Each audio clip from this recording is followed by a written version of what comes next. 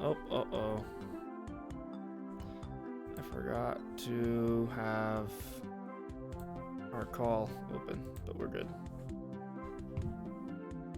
Should be live now. I'm assuming. Yeah. Yep, should all be there. So, in case people are seeing my wallpaper, it should be showing up on the podcast in a moment.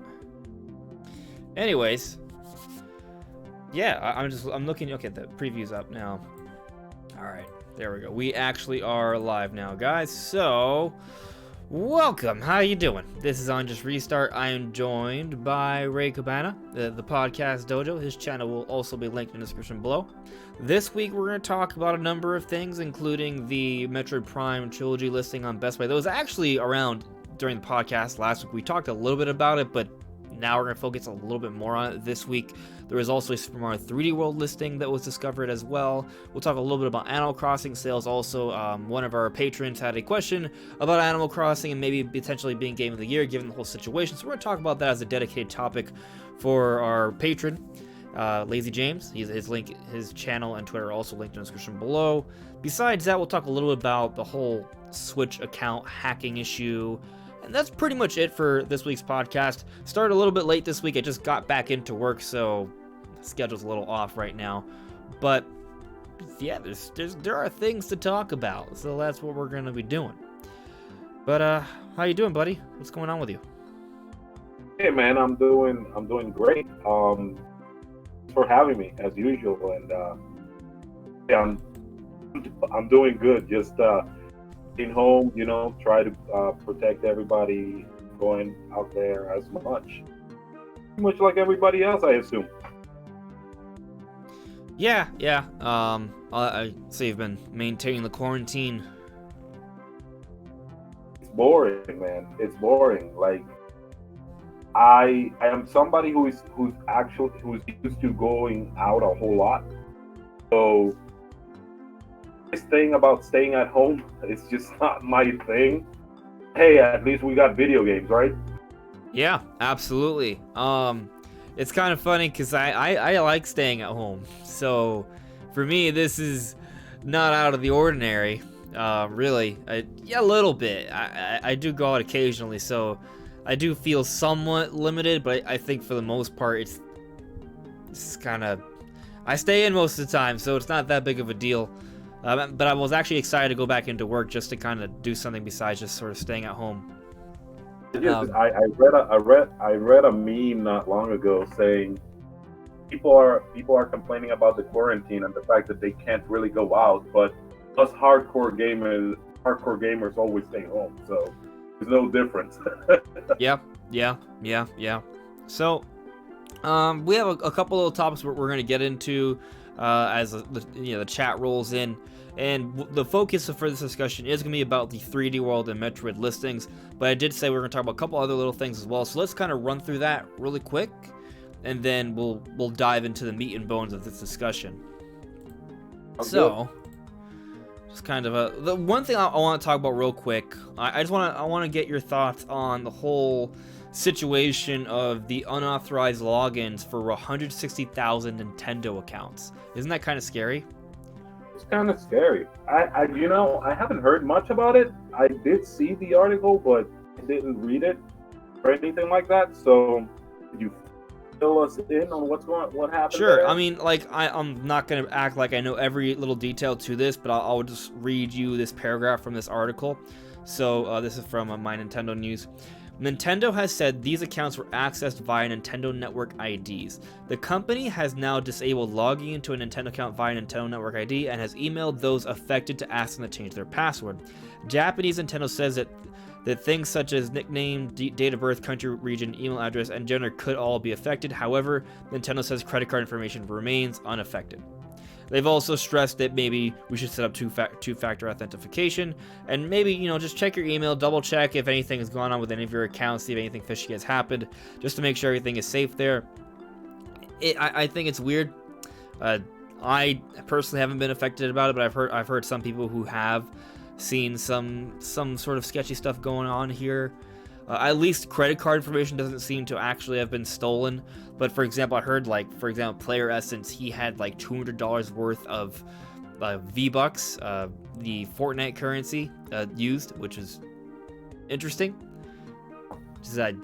It's kind of a weird, sort of scary scenario, especially when you consider that we are becoming more and more of an online-heavy, society now, and especially now with the whole COVID-19 situation. We're staying at home. A lot of us are working from home, depending on the internet, and a lot more of our private information is going to be available on some sort of device that is online, and there are going to be hackers out there sort of looking to jump at that. And it's strange.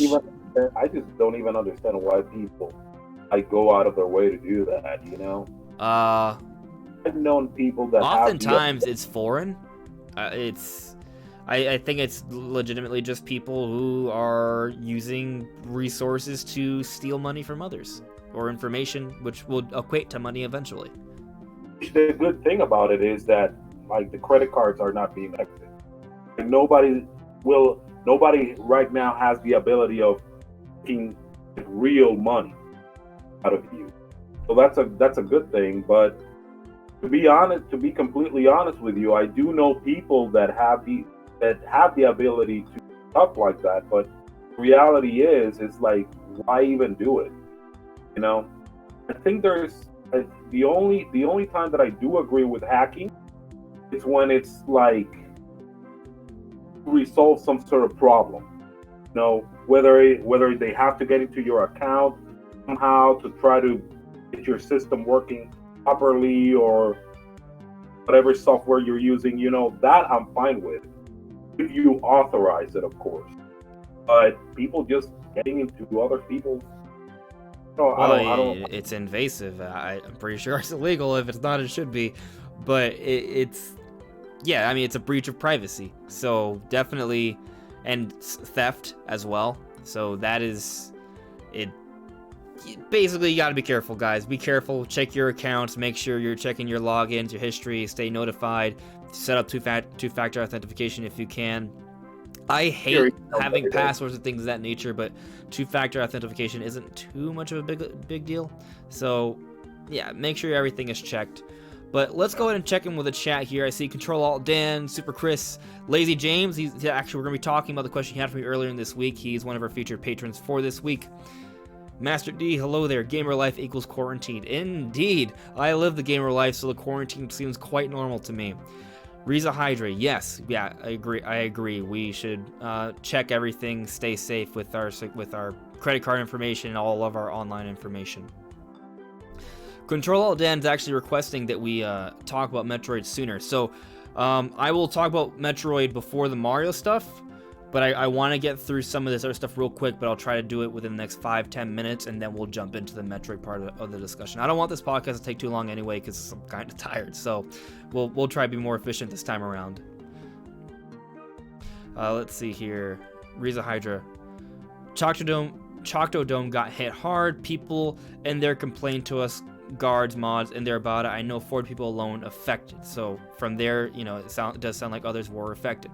Lazy James, I thought of putting my credit card on there too, but I figured the gift card route was the best way to go. If you use a gift card, you can't lose anything besides what's the gift card, or even that. So I think that is a safe way to go about doing it. Although I'll admit that I kind of like having my card information just there on the eShop. That way I don't always have to put it in all the time. So I guess it's convenient, It's convenient, but there is a risk. Yeah, absolutely. It's just, but I'm the type of person, to be completely honest, not always, but I've lost my credit card multiple times, and it's always a pain to try to put your new credit card in there every time I lost it. So I can understand the struggle of doing that way too many times. And I also understand why you like putting your credit card in there, but it could be dangerous too. Do it, you got to know that you are putting your money at risk when you do that. Actually, not just Nintendo, yeah, everywhere in the internet. That's just how it is. Hey, Ray, is there a way you can either A, maybe get a little bit closer to the microphone or increase your volume just a little bit? You're audible, but I think maybe you can make it a little louder if possible. Sure. Yeah. Robier. Metro Prime Trilogy and Metro Prime 4 are like girlfriends. Feels like we are never gonna get it. The sadness. The sadness, Robier. I understand. Hear me better? Yeah, say something? What's up, guys? Yeah, it's a little better. Yeah, thanks, man. What about now? For now? Yeah, I can hear you. I can hear you. So, let me see here in the chat. Computer Robots. Hello, everyone, and yes, we do need Super Mario 3D World Deluxe Edition on our Switch. That, you know what? I'm happy with it. Even though that was not a game I necessarily want on Switch, I'm happy if it comes at this point. It was a good game, so to see that announced would be interesting. That is part of what we're going to be talking about today. Smash SSL. I think regardless of the 64 Sunshine and Galaxy remasters, a 3D port is still almost guaranteed. Yeah, probably right about that one. Terry Sivertson, I only use gift cards when buying off the eShop. Again, I do think that is a safer way to go about it. Okay, Control Alt Dan is suggesting, Ray, that you have Discord noise suppression on. I don't know if that's the case for you. Let me look at the settings there. Let me see. Do you know what he's referring to, Ray? Hold on. Let me see something real quick. User settings. You go to user settings, voice and video. Automatically determine input sensitivity.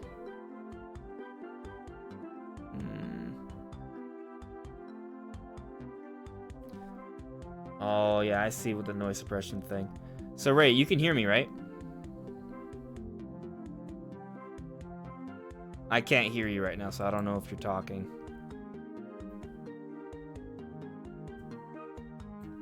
Hear me? Oh yeah, I can hear you now.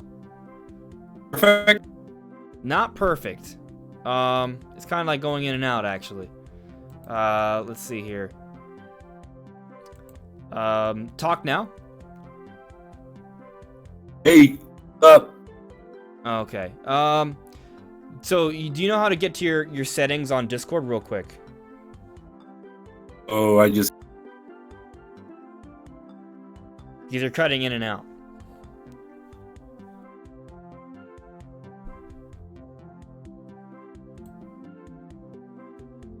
No? Hold on. One. Okay. Yeah, I'll just. All right, so I'm in. I'm in the voice. Okay, so yeah, go to voice and video. When you do the mic test, do you see it always showing green? It's kind of yellow and. Okay. Yeah. We might want to see if we can fix that. Let's see here. There should be like an input sensitivity. You see like the little clicky thing? I see. You do sound better right now, actually. You do? Yeah. If you scroll down, though, there's also under advanced, there should be noise suppression. Maybe turn that off if it's on. Okay. Can you hear me now? Yeah, actually. Yeah, that sounds pretty That's good. better? Yeah, it does sound better. Okay. Yeah, that does sound like an improvement. So, cool. Thanks. All right, so let's get back to where we were at, though. Now, going back. So, I mean, I think we're pretty much ready to move on to the next topic, though. So, just make sure you stay safe, guys. One interesting thing I want to point out is that upcoming, the Panzer Dragoon got a patch, apparently, that's going to bring it to 60 frames per second, add HD rumble, and gyro controls. Which, to me, sounds like... And there's a number of other little changes here and there as well. that is kind of exciting because it's a game I'm seriously considering actually doing. There's even like an episode 0 that was added. This game did not review well, but it's a remake I've been looking forward to for a really long time. So to see that it's getting a patch, it's kind of adding some pretty cool, nice new features. I might finally bite. That's Panzer Dragoon. Yeah, Panzer Dragoon. I heard it didn't review well, like the remake. No, yeah, it was supposed to come out last year, and then they just went quiet, and then finally it was direct menu was announced to be coming out, and it did not review well. Apparently people didn't like it, they didn't like the way it controlled, or they didn't think it offered enough content. But I mean, for me, like, I kind of think like the style of it's kind of like Star Fox but with dragons. That's really interesting to me. But seeing that they had this patch, it seems to have improved on a number of little things here and there, adding 60 frames per second and HD rumble, and then just sort of adding a whole bunch of other little things. Like, I'm just looking at the list here: HD rumble, 60 frames per second, input lag reduced, rotation improved, gyro controls, sound effects have been reworked, several face buttons been added to Firelock, and auto lock system is added as an option, and episode 0 was added. A new game mode for performance, apparently, gameplay options, cheat codes, and all those other little stuff as well. But that is apparently this patch is coming. So once that comes in, that's going to be pretty cool. That I think that's some nice improvement. That almost makes it sound like a deluxe version of the game. I'll tell you something. This sounds to me like a developer that rather than, I feel like this is a developer taking critiques like right. They didn't review very well. There were definitely some issues with the game, and rather than just forget about the game, they just said, you know what, screw it, let's just some more content and let's just give people what they want, and they're improving on it. So I mean,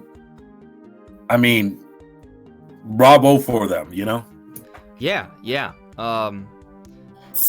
If you're improving the game, that I'm not complaining about that. That might be it. I legitimately think this patch is gonna be what will actually get me to buy the game. So you'll still always have people saying, "Oh, why wasn't this done before the game was released?" But I see it as a positive. Better late than never. Exactly. Like, sure, would it have been better to have been there initially? Yes, but it also would be worse if it just never came. So absolutely. Better late than never. Absolutely. It's like Mario Maker 2. People were saying Nintendo abandoned that game, but what happened? Well, yeah, we did just get that mega update recently. We got the trailer for it and everything. I haven't played Mario Maker in a while. I might sort of pick it up again. Being able to create like an actual like campaign of your different worlds, that is pretty cool. Yeah. But since we're on the subject, we never got like another game mode, because we had the 3D world game mode. They never added another game mode. It always said new game modes, and there was only the one. And supposedly we just got the final update, and we still don't have other game modes. Well, what would you like to see in regards to new game modes? Maybe like a Galaxy style. So if you remember in Mario Galaxy, they had like the side-scrolling portions. Imagine if they had something like that for Mario Maker, when that would include some gravity mechanics. That would be really cool to see. That would be very cool. Yeah. Yeah, I would like the Odyssey style to maybe, if they added the Odyssey style, it would be a 2D moving Odyssey style, but it would maybe give you the gameplay, but in a 2D space. That would be really cool to see as well, but the one that I think makes the most sense would be the Galaxy option. That would be very cool. That would be very cool. When Mario Maker first came out, I thought Odyssey, but now you're really getting me hyped. You're getting me hyped over something that's not gonna come out. Apparently not. Apparently not. Yeah. Because they said it's the final Mario Maker update, and there's still only one game mode. I guess the game just didn't perform as well as they had expected, so that's why just it didn't get the updates that we thought it would get. But still, they have had some updates. They've been significant. This one took a little while to come, but there it is. It happened. And actually, on the note of updates, I'm going completely like different direction here. Super Mario World. No, not that. No, there's no Super in this game. Mario Kart 8 Deluxe. Okay, I'm still thinking about Super Mario 3D World, which we're going to talk about in a moment. Well, after Metroid. But Mario Kart 8 Deluxe, the rumor is that, and this came from Savvy, who no longer talking about Nintendo rumors. He actually went ahead and deleted all of his tweets. But he had a tweet, and if I had to, I could go back to one of my videos. I have the tweet screen capped. But he said that from what he was hearing at the time, that Breath of the Wild 2's release in 2020 would be questionable, unlikely from his opinion, but also that another major holiday game would come out instead. And he didn't specify what it would be, but it would be a major title, like something that's like a big seller, and he gave us a hint of tires. The only game that comes from Nintendo that's involving tires that would be considered a big selling holiday type of title would be Mario Kart. So everyone has sort of assumed that Savvy was referring to Mario Kart, hence why Mario Kart has been rumored for the Nintendo Switch. Given the timeline of Mario Karts, I do see how some people might think that a new Mario Kart could be coming, and we haven't gotten a dedicated, brand new, grounded Mario Kart game for Switch. But let me ask you this question. This thought sort of has crossed my mind as of late. I don't know if I think it makes sense or not. But what if we got like a middle ground between a brand new Mario Kart game and something else, and it was just kind of more like an expansion, but a major expansion? Because there are games right now that get expansions that are almost like a sequel, but they're really just like a big DLC update. You know what I mean? What if they did that for Mario Kart? Yeah. Kind of like what? Splatoon 2. That had like a really huge expansion pack with new content and all that. Maybe. I was thinking. Yeah, but actually yes, because if I remember correctly, the Octo expansion had its own physical release, correct? I don't remember, but I think so. Something along those lines, though. Like, what if there's a Mario Kart 8 Deluxe expansion, but it's so large that they give it its own physical release? So if you have a Mario Kart 8 Deluxe already, you can just buy the DLC digitally, or you could just buy the expansion. I mean, as opposed to a brand new Mario Kart game. I just feel like I just feel like at this point, like, because Mario Kart 8 Deluxe is selling so much, they may want to keep squeezing, you know, the money out of that before they actually do release another Mario Kart. Mm-hmm. So, I mean, I see that as a possibility. Now, what would that content be? That would be very interesting to see. Yeah. Maybe more Nintendo characters that, you know, from other franchises. For me, I mean, like, in terms of like what I want for a new Mario Kart, I want a new campaign. I want an actual campaign. I'm just talking about my wish list here. So my wish list being a new campaign, including a hub. Well, if we're talking about just an expansion, I wouldn't expect a hub world. But let's say it's a new Mario Kart, I would want a story mode, a hub world, kind of like Diddy Kong Racing. I would want them to sort of go more in the Smash route, where you have more Nintendo characters involved. That would be really interesting. And I want these tracks to be more open, where there's a lot more paths than just one path with a couple shortcuts. I want there to be like a lot of layers to how you can go about getting to the end of a race. I think that would be really exciting to see. So basically larger tracks with more paths to take. Bosses? Like what? Bosses would be cool. Like, we've seen some bosses before in Mario Kart, but not if they had a story mode, having actual regular bosses would be something really nice to see as well. And more customizable options. I was actually playing Mario Kart not too long ago, and a friend of mine suggested it would be really cool if they had Mario Kart like when you pick a track, you could also pick like the song for the track, kind of like in Smash Brothers, how there's different songs you can have for a particular stage. To have that in actual Mario Kart racetracks, where there can be different sort of songs you can have for each stage, that'd be really nice to see as well. Yeah, that would be awesome, man. I actually like the idea of having, I really got very upset when, we never heard anything again about Star Fox Grand Prix. Yeah, I really apparently that wanted was a to see hoax. if that. Yeah, I really wanted to see if that game was real. To be I honest with you, wanted a it turned out racing not to game be. like with the hub world and stuff. I thought it could have been really cool. Yeah. But some people didn't like the idea of it because they felt like it would be a replacement for both F-Zero and Star Fox. I just felt like it was going to be a spin-off and it wouldn't have an impact on either of those games. But it doesn't seem like it was real, so Yeah. oh well. I mean, I'll be completely honest. I didn't like the idea of it at first, but then I was thinking, I mean, what else can they do with the Star Fox franchise? I feel like So I had a video talking about it a few weeks ago. Basically, my argument was make Star Fox Starlink. Like, take the Starlink world, but take the Starlink gameplay and openness and mechanics, and throw in Star Fox flair everywhere. Make the solar system you explore openly the Lilat system, and have Star Fox characters and cities and all that in one game, and also give us an online multiplayer dogfight mode. You give us that, it's the best Star Fox game of all time. It's what fans have always wanted. I don't know why. I mean, I feel so ashamed of myself right now. I totally forgot about Starlink. You're right.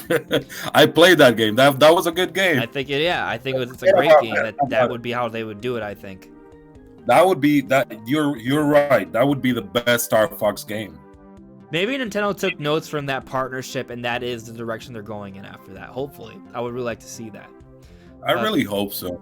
But I would really like people to support more of the Star Fox and all those other franchises that Nintendo don't release very often. Mm-hmm. Because a lot of times people just like really want them bad, but then when they come out, the sales don't tell us that they really wanted these games to come out. Yeah. So, Yeah, so it looks like we got a good flow of people in the chat already watching the stream. Thank you everyone for watching. If you could leave a like, I would really appreciate that. Make sure to check out Cabana's channel as well. It's all linked in the description below. What's also linked in the description below, though, is both the Twitter and YouTube page for one of our patrons, Lazy James. So he asked me something during the week, and I figured I would feature it since he's a patron on the podcast here. Let me see here. So this was his question. Do you think a game like Animal Crossing New Horizons could win Game of the Year, or is it more like a Mario Kart or Smash, a really good game but not reaching a wide general audience? I know you have said you have not been majorly into the series, but I would like to know your thoughts. So, I shared him my thoughts a little bit on it. They Smash, Mario Kart, obviously they are big games, but in terms of reaching like the Game Awards audience for being like a Game of the Year contender, those games have never been there. Smash was a Game of the Year, it was one of the candidates, but it didn't win, even though it had incredible sales and higher reviews than the other games there. It didn't win, and I would argue it was the most trending game, the most talked about game throughout the year compared to everything else there, but it didn't win. It's a lot of that, I think, is partially because it's not really the kind of game that usually wins Game of the Year. And I think the same could be said for Mario Kart, and the same could also be said for Animal Crossing. But this time around, things are a little different. Animal Crossing New Horizons is doing incredibly well. It's smashing through all sorts of sale records. I mean, recently we discovered that it had like 5 million in just digital sales for March. That's just digital. Like, that's not counting all the retail sales that already smashed like every possible record there was for sales on the Nintendo Switch. So Animal Crossing New Horizons is doing obscenely well. I think part of that has to do with the fact that everyone's sort of quarantined at home, so they want a game to play. But it also feels like the timing is just right. It's like something that is really become endearing for a lot of people, and it's being talked about all the time on social media.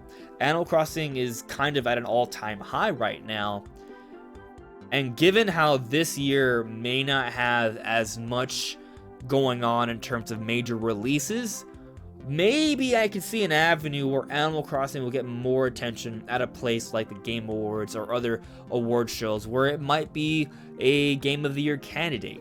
Maybe. What do you think about that? I don't think so, man. Mm-hmm. I don't think that. I mean, I'll be completely honest. I mean, I do like Animal Crossing. Still haven't played. I still haven't played New Horizons, but I just don't see it. I really don't see it. It's gonna have a presence for sure. I just don't know if it's going to be in the game of the year category though. It'll probably be in the best like family category, like like Yeah. Luigi's Mansion and all those games last year. Yeah. But I don't know. I think definitely it's gonna win awards, but in terms of game of the year, I don't think it would win. But I'm just saying that if you consider this year, and if it ends up being a more of a barren year moving forward, then and if Animal Crossing continues to hit it really hard and it has like some great DLC updates, then maybe I could see it potentially being a candidate. I think that's possible. I don't know if I would bet on it, but I definitely think it's in the cards if everything goes right for it. Yeah. Now, I'm not saying that it doesn't have the potential of being like candidate of the game, game of the year. I'm just saying, been watching the Game Awards for a while now. I don't think it just wouldn't seem something that they would do, if you know what I mean. For me, yeah, I would see Smash being Smash was candidate of Game of the Year last year, but I would see something else from Nintendo before Animal Crossing. I mean, Animal Crossing is not. I'll tell you this: I don't know if Breath of the Wild doesn't come out this year. I don't really Breath of the Wild, the sequel. I don't know what could come from Nintendo that would have a chance. Maybe Xenoblade Chronicles Definitive Edition, but that's pretty much it. Like, we haven't really gotten announcements for what's coming in the second half of the year, as we talk about every week. We don't know, so maybe there's still something major, but I just don't know. Like, I feel I was gonna make the argument that I don't think a remaster could really be that. Like, for example, say the Mario remasters come out, like if they are just remasters, like director's cut versions with some enhancements, I don't see any way how that could be considered like a game of the year kind of candidate game. Maybe Xenoblade Chronicles Definitive Edition has a chance. After all, Resident Evil Remake 2 did have a chance. It was one of the candidates. I actually think of all the games, I think Resident Evil 2 Remake deserved a little bit more, and it didn't get it. So, but it was one of them. It was really close to getting Game of the Year at the Game Awards. So maybe a remake could get it. So Xenoblade Chronicles Definitive Edition, if it reviews really well, it sells really well, and people really like it, that could maybe be a Game of the Year candidate from Nintendo. Yeah, agree. Especially since we always thought, I mean, at least I always did, and I saw a couple people on Twitter thinking the same way, that remakes couldn't make it, but Resident Evil 2 Remake actually told us we were wrong. So there you go. Maybe we could see Xenoblade Chronicles be participating on the Game of the Year award, After all, it is considered one of the best RPGs ever. So yeah, I think it deserves it's in the RPG category for sure. Oh well, I've seen games get shafted, so we'll see what happens. We will see. Wait, hold on. I think Xenoblade Chronicles 2 got shafted, didn't it? Oh yeah, it did. It wasn't even in RPG category for the Game Awards. You want to know what was though? Octopath Traveler was, and I feel like Xenoblade Chronicles 2 is a better game than Octopath Traveler, but they're both good games. It was a toss up, so oh well. But also, I feel like Fire Emblem for last year should have been it did get like best strategy game, but I think it should deserve to be a Game of the Year candidate, and it just wasn't. So I mean, opinions and whatever.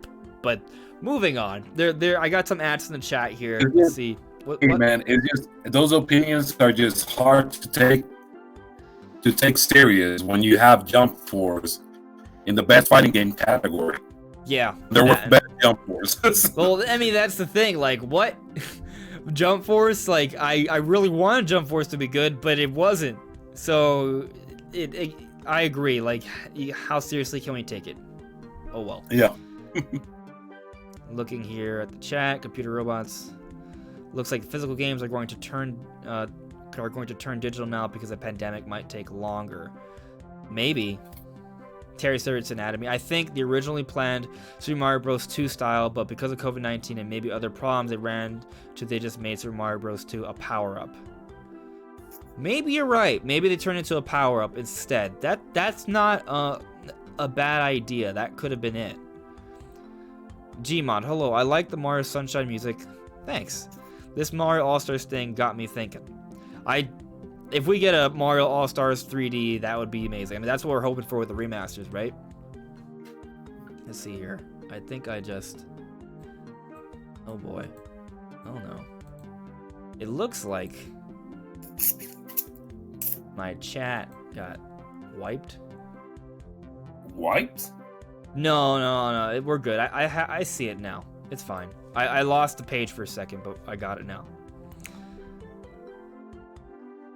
Terry Severson, I highly doubt Mario Kart Deluxe will get an expansion pack, but I do think Mario Kart 9 will happen. You might be right. So, let's jump into the Metroid discussion for a little bit. So, we brought it up last week, but now this week I'm actually focusing on it. There was a Best Buy listing. Again, this happened multiple times before. But this time there was another Best Buy listing for Metroid Prime Trilogy. Ray, is this the time that listing actually means something? Does it mean Metroid Prime Trilogy HD for the Nintendo Switch is coming out this year? I sure hope so, because I gotta tell you, I've been wanting to get my hands on Metroid Prime Trilogy just to see what you guys are fussing so much about when it comes to Metroid Prime and all this goodness, and you guys praise Metroid Prime like it's the biggest thing. I really want to experience it once and for all, so I can finally say, hey, this game is that good. And I think that's the kind of the importance for Metroid Prime Trilogy, though, because you haven't been able to experience that. And I think there's a lot of fans out there, Nintendo fans or people who have the Switch, have heard about Metroid, and Metroid Prime Trilogy, when it comes out, people are gonna buy it because of all this hype and discussion about it that's been going on for years at this point. It has a huge opportunity to really bring the Metroid series into the spotlight, and I think it could really do a lot to help build that hype, especially if it's a very well done remaster, and that could sort of lead itself into Metroid Prime 4 coming out when it does, and perhaps being the best-selling Metroid ever. Actually, I'm gonna say this, I think Metroid Prime Trilogy HD is gonna be the best-selling Metroid game of all time until Metroid Prime 4 comes out. I don't know. I mean, I can imagine. I really would hope so, because I gotta tell you that all this crying, all this begging about Metroid Prime, if people don't buy it, then I just don't know what I'm gonna be thinking about the Metroid fans. Because really, people have been asking for these games for the longest time. Ever since the Wii U, I remember, when they revealed Donkey Kong Country Tropical Freeze, it was an issue because we didn't get a Metroid. And all these years after, we haven't gotten, after the Switch release, we haven't gotten a Metroid Prime Trilogy. This game better sell. Yeah. No. This game needs to sell. With all the complaints. It does need to sell. I think it would be a real bad situation if it doesn't sell. Like, I don't see it not selling well, though, is what I'm trying to say. I think it is going to sell really well, so I'm not really concerned. So many games on Nintendo Switch have broken so many sales records. A lot of franchises have found a lot of life on Nintendo Switch. Even a lot of third parties have as well. Like, the argument has been that on Nintendo systems, third parties just don't sell well. Well, in a number of cases, third-party games have actually sold at a better pace on Switch than other systems. So I'm not really too concerned, especially considering all the hype and discussion for Metroid that's been going on the last few years. I think it is going to do really well. Oh yeah, I absolutely think so. And some people may, and I think one of the points that people could bring is, the Metroid 2 remake, the 3DS didn't sell as good as people would have thought, but I feel like an argument for that is that Nintendo Switch was already out and people were leaving the 3DS. The thing is, look, as much as we want Metroid, And I'm not trying. I got Metroid Samus Returns. Metroid Samus Returns was the swan song to the 3DS for me. That was my final 3DS game. I bought it knowing that, and I loved it. But that was a 2D remake of a Metroid game on a dying system. The Switch is already out. People wanted games on the Switch. We wanted a 3D Metroid Prime. We didn't get that. What people really want, in my opinion, and I'm not trying to say 2D Metroid isn't good. It is. But what people really want is Metroid Prime. It's a different thing. It's kind of like, for example, what do people really want? Do they want the next Breath of the Wild, or do they want A Link Between Worlds? You know we want Breath of the Wild too, boy.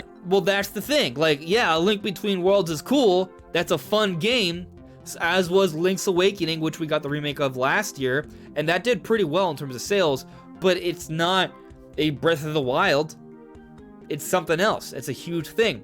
Same thing applies for 3D Mario. That's a huge thing. So Metroid Prime's the same thing. You got Metroid Prime is like the 3D version of the Metroid series, and it's a little different. There's more hype behind that, and that's what people have been talking about all this time. 2D Metroid is talked about, but it's not the source of all this hype and discussion, what people have been really begging for. So I think it's different. And on top of that, this game came out on a dying system, or a system was already done. People wanted it on Switch. So I just don't think the timing was there. And I know it didn't sell like gangbusters, but I don't think Samus Returns like sold terribly. I don't think it was considered a failure, is my point. So it wasn't considered a failure, but I guess people were really expecting it to sell more, with all this Metroid hunger people had. But honestly, but I think the thing is, though, the hunger is not for the 2D Metroid. Is my point. It's more. Well, there is some hunger for that. It's more for the Metroid Prime, and it's hunger for an HD Metroid as well. We still haven't gotten an HD Metroid game. It's 2020. There hasn't been a single one. That's basically what I was gonna say. Remember the time when Metroid Samus Returns was revealed for the 3DS? Mm-hmm. Metroid Prime 4 was also revealed. And you remember which Metroid people were talking about the most? It wasn't Metroid Samus Returns. So there you go. Yeah, exactly. And just looking at the sales, it does look like Samus Returns sold about 500,000, which isn't a lot, but that's okay. For what it was, that's okay. But where was I? It was a dying system. People just wanted to play Switch more. That's what it was. That's the thing. If Metroid Samus Returns came out on Switch, I bet it would have sold at least 2 million. Yeah, I'm sure. I mean, there were games that came out on, that came out on the 3DS that I was very interested after the Switch came out, and I just didn't buy them because I just didn't want to go back to the 3DS. I already had a Switch, and I was playing AAA games on the go. You know what I mean? So that's how I felt. I was disappointed that it was coming on 3DS at the time, but it was my final 3DS game. I was done with it, and that was it. There is something about Switch where people buy more games on Switch. Switch has a very, very high install rate. The attachment is just super high. So yeah. I think, when Metroid comes out, it's going to do well. Even a 2D Metroid will do really well. Yeah. It's going to be, whatever Metroid comes first, it's going to be an HD Metroid. And there are rumors for a 2D Metroid to come out this year. And that's the thing, though, that concerns me, because while I really want Metroid Prime Trilogy, there are rumors for a 2D Metroid. I do think the timing kind of works out well for that, because Samus Returns came out back in 2017. There's already 2020. If they're working on another 2D Metroid, that a 3-year window is more than enough time to pull that off. So if that comes out, I could see Nintendo waiting a little bit longer to release Metroid Prime Trilogy. Yeah. I see that as well.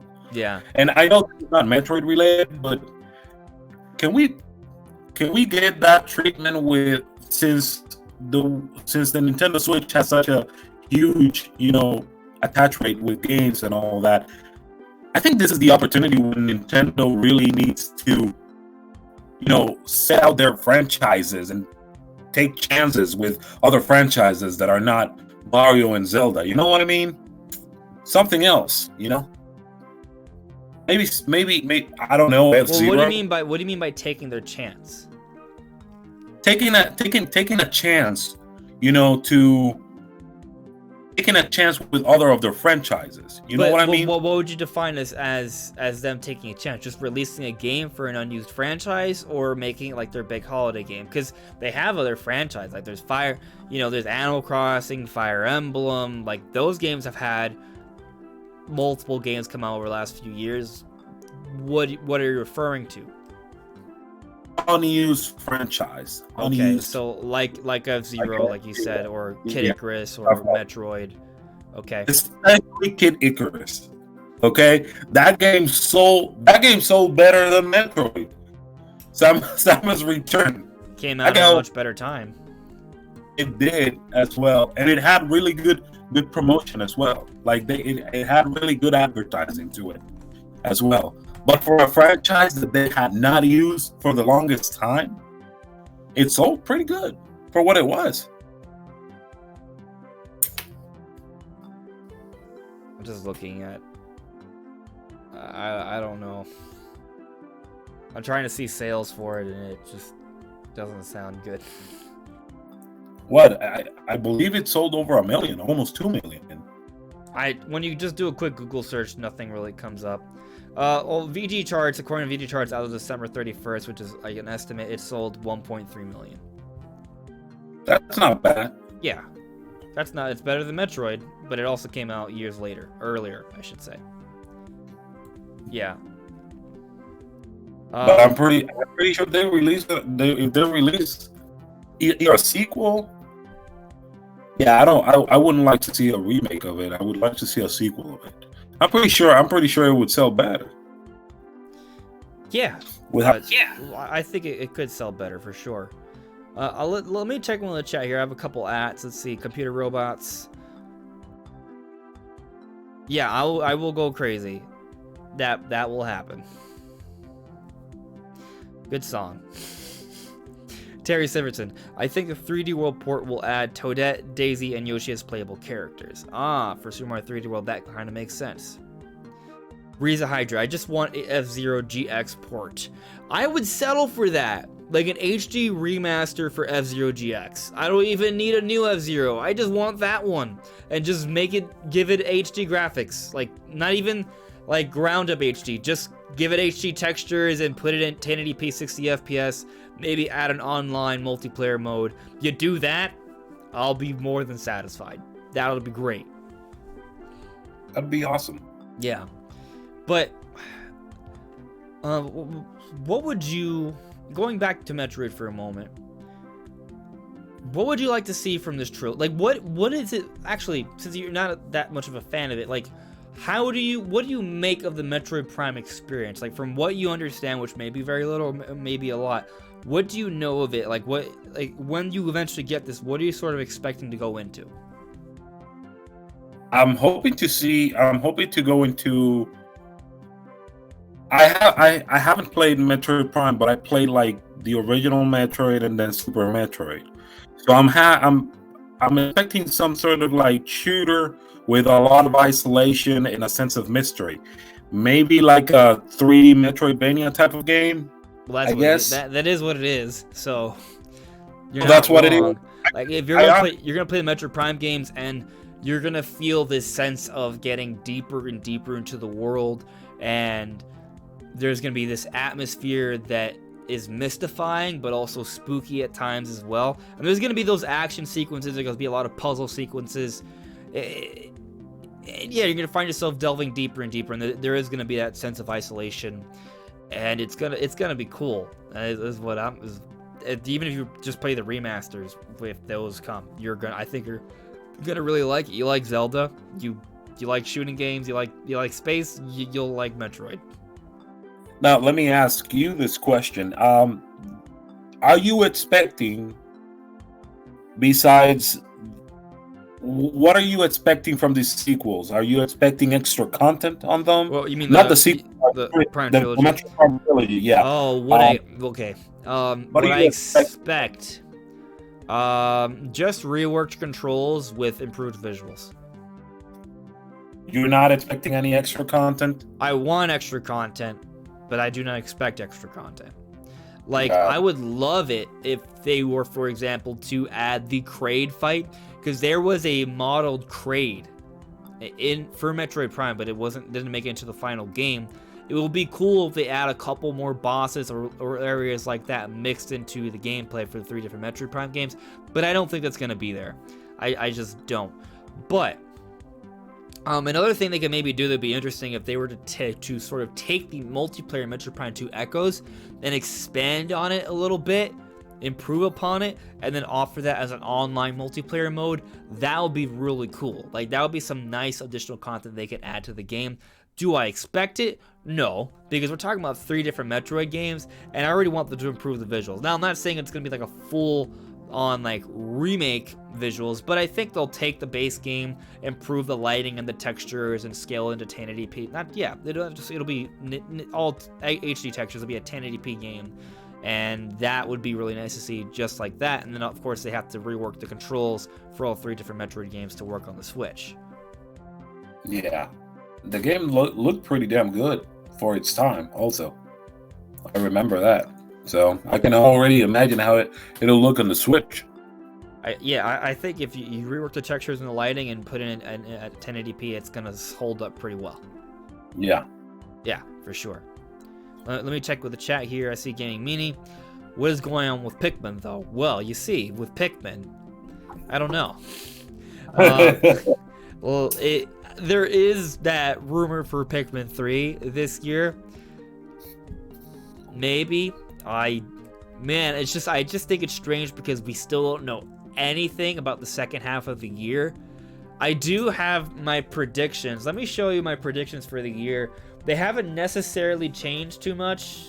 Well, they kind of have, but because I don't really know what's going on. But let me see if I still have a show. I'm sure I've showed you guys before. I've shown on the podcast, and I had it in my I think you shared it last time I was here. I might have. I don't remember what I named it, the file, so I can't find it. I might have it in my documents. Let's see. I do have it in my documents. Yep, that's it. Yeah, I may have showed it last time you were here. That is totally possible. I think you did have Pikmin in there, yeah. So. Yeah, so like that was like my predictions, and actually, you know what? Looking at it now, I mean, I can see. I think there's some things that could definitely change around here for sure. But one thing I'm starting to feel a little bit better about is Bravely Default 2 and 3D World in July or the summertime. Because one, Bravely Default 2, like if you look at the timeline of things, it does seem to be on pace for around that time. The same way Octopath Traveler came out 2 years ago, which is its predecessor in terms of development. But Super Mario 3D World, while that's not announced yet, we already have a listing for it. And I have been speculating that maybe we'll get an announcement for it before a big E3 Direct in June. And so maybe we get an announcement for it in May. And if that happens, then it could totally come out in July. So I feel, even though we don't know about what's coming in July, I actually, at this point, I feel kind of good about my July. I think Pikmin 3 could come out in August. I don't know. I was guessing 2D Metroid in September, but really, I'm not sure when. I think some people don't like the idea of a 2D Metroid coming out at the same time as these Super Mario remasters, which is what I was assuming would come out in September because of the anniversary. But keep in mind, it could be separated by 3 weeks or so. Like, even if they're both in the same month, one could be at the beginning, one could be at the end, and it would still work out. But yeah, I think maybe Pikmin 3 could come out this year. I hope. You still feeling strong about Breath of the Wild 2 in November? Ooh, I'm holding out hope. I'm holding out hope. I will die on this bridge, or I'll just wait until Nintendo confirms otherwise. It hasn't been confirmed for not 2020, so we'll see. The thing is, like, we don't know about the holiday games yet. Like, We just don't know what happens in the second half of the year. Until that is made known to us by Nintendo, I'm going to hold out hope. If we get a big E3 Direct in June, and they have all these different games, and they're sort of all slated throughout the rest of 2020, and Breath of the Wild is not brought up as one of them, then yeah, at that point I'll give up on it, because that would pretty much be them saying, no, it's not happening. But that hasn't happened yet. We don't know what's coming in the second half. It might, for all we know, we could be getting Donkey Kong, Kid Icarus, F-Zero GX, Wave Race, and Metroid for the last games of the year. That's not going to happen, but Nintendo hasn't confirmed anything. So just gotta wait for that that E3 Direct replacement. Yeah. If we get any. We have to get something though, because we got to know what's coming for the rest of the year. So at some point they got to talk about it. Yeah. Terry Severson added me, the AI in F-Zero GX cheated a lot, and not just in story mode. They could adjust the AI a little bit if they were to have a remaster. I think that's a good point. Let's see, Riza Hydra. There is also the oddity of Pikmin, Super Mario Sunshine, Ocarina of Unreal Remake videos being taken down off YouTube despite being private projects. So that's actually a really interesting point, Riza Hydra. I heard about that. I think you brought it up to me as well. But I mean, I have a hard time thinking that Nintendo taking down YouTube videos can be indicative of what they're working on. Like, I'm not saying it can't be, I'm not sure, I'm not confident about that. I did see someone point out that this has happened before, and they were talking about the AM2R project, but I don't think it's the same thing, because AM2R project was a playable game that was made available to other people, and that was taken down.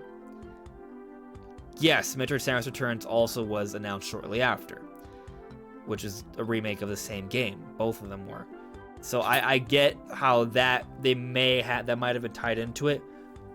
AM2R got a lot of popularity. I mean, we hear about fan projects happening all the time, regardless of what's coming out, and they get shot down or taken down if they gain a lot of popularity and they play about other people. Nintendo does that all the time. Like, they, for example, with all the Dreams Project games on the PlayStation, Nintendo's like, hey, we don't like how there's a lot of projects here that look like Nintendo stuff. Take it down. And they force it to be taken down. Not because necessarily there was a game being made for that. So, given that these were just Unreal videos, I am not sure.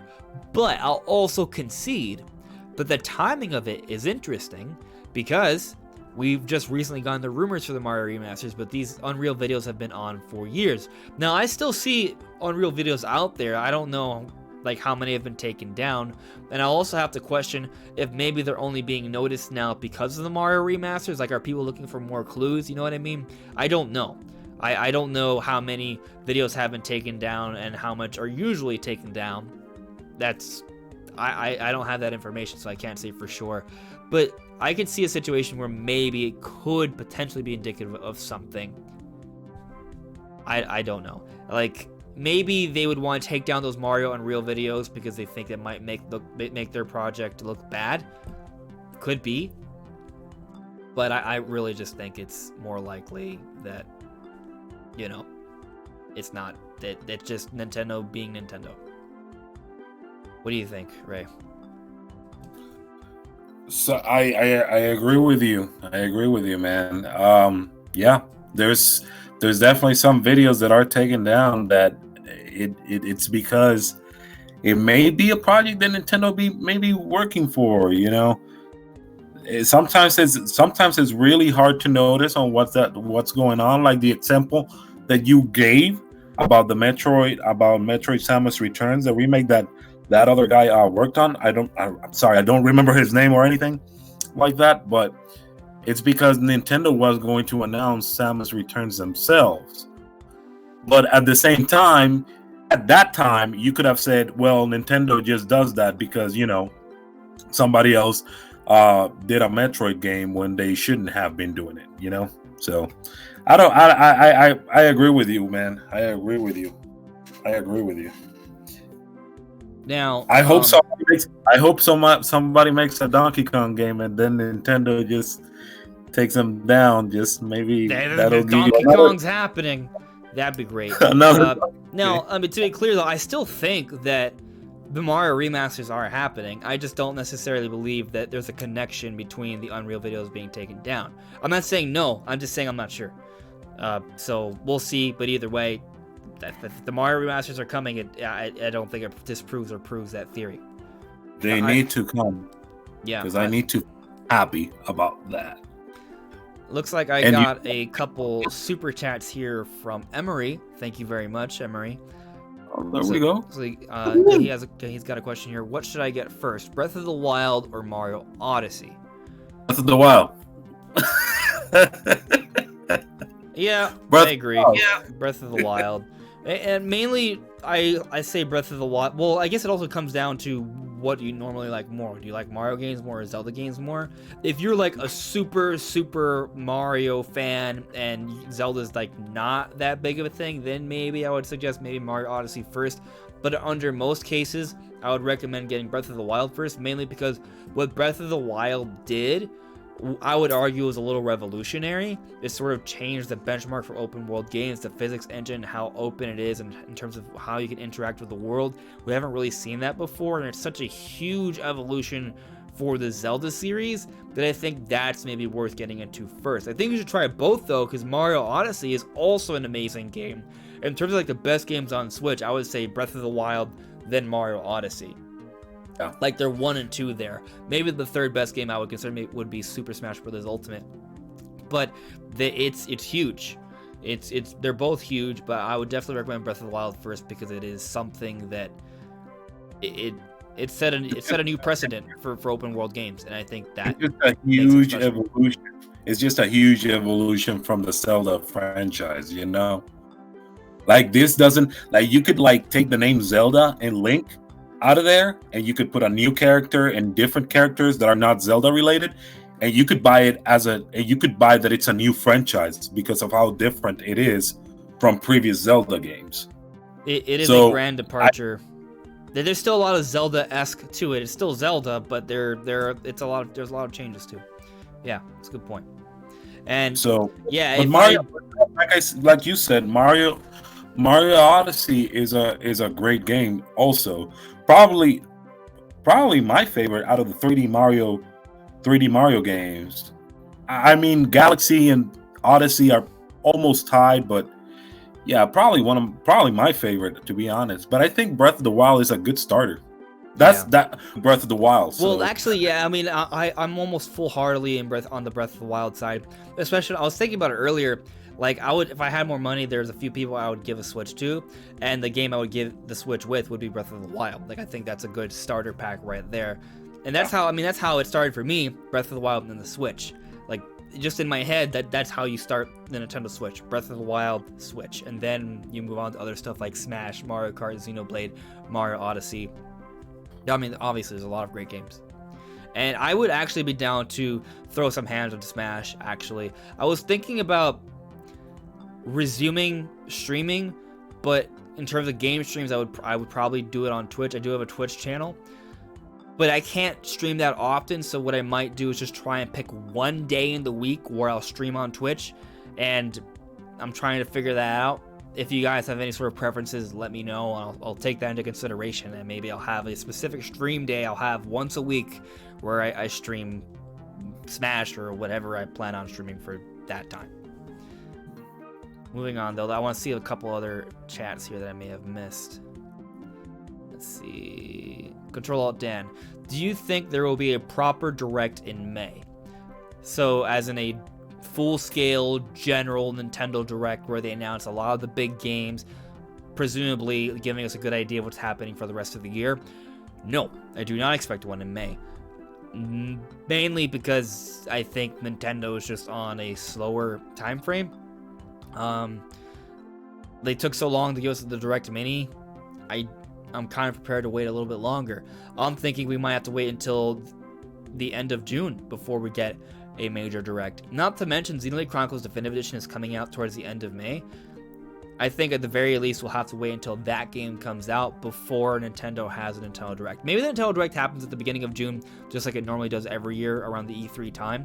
But I think we're going to have to wait until at least Xenoblade Chronicles Definitive Edition. However, I have been speculating that maybe we see a Super Mario Direct in May. And my main reasoning for that is because we don't have any games slated for July yet. Or, I mean, the only game we have slated for June is the 51 Worldwide Classics, which is kind of a smaller game.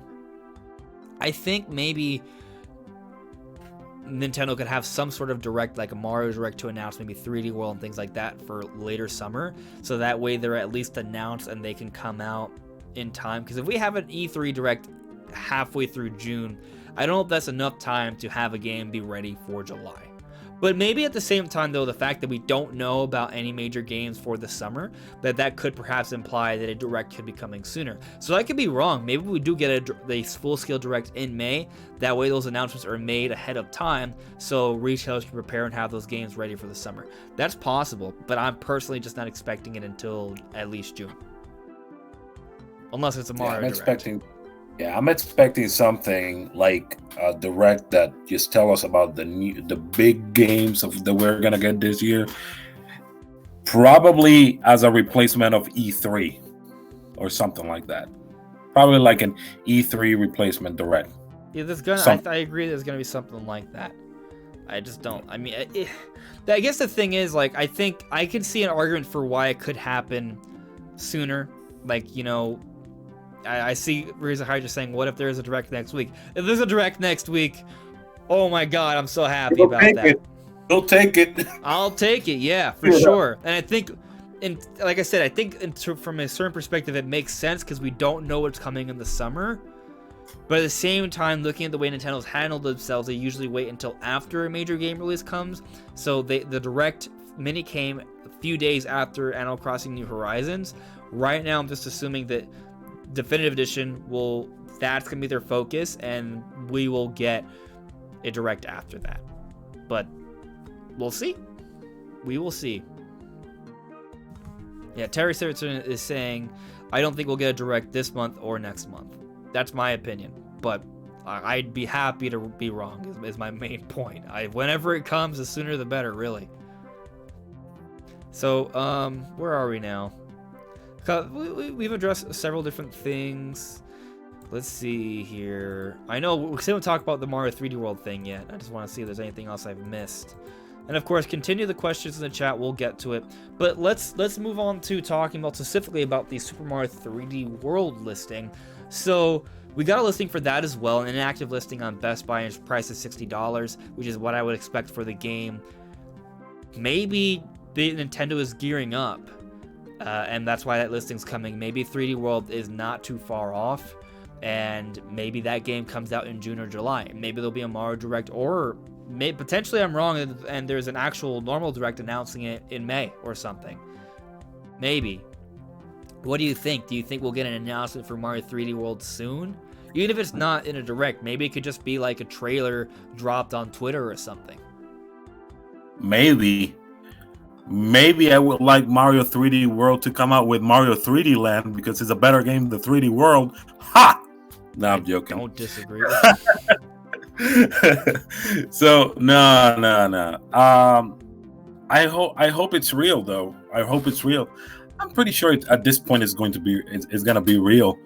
But honestly, that price tag. Do you think that price tag is fair for Mario 3D? Do I think it's fair? Do you think it's fair? Do I think it's fair, or do I think it's gonna happen? It's two different things. No. You know it's gonna happen, though. Yeah. You know. It was totally gonna be $60. Do I think it's fair? I guess that depends on the package, though. We don't know what it's coming with. It may have improved visuals. It may have extra content. You know, it's gonna be 3D World but portable, which is something that hasn't happened before, and that adds more value to the game. So, depending on the package, we'll see. I think, you know, that Nintendo games do hold value long term. I mean, that's not even a thing. That's a fact. They do. So, Nintendo releasing a remastered version of 3D World for $60, I know they'll be able to get away with. Will I be willing to buy this game? Probably not, because I have the game on Wii U. I did like it. I 100% completed the game. It wasn't my favorite Mario game, even though I still liked it, obviously, because if I 100%ed it, either I am a masochist or I like the game. So I like the game. That's the answer. But I just don't feel like I need more of it.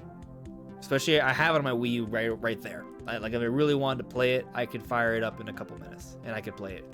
I just don't think that there's much they could do to make me want to spend $160 on it. They would have to add something significant. And I'm still not sure if that's enough. Like, if they add an additional world, that might not be enough for me. Wow. Yeah. Wow. Well, I mean, it's a totally different situation with me. See, I didn't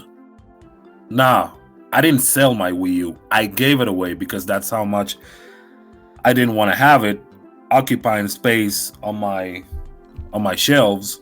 Nothing against the Wii U. I mean, it had good games, but it just didn't have that many games.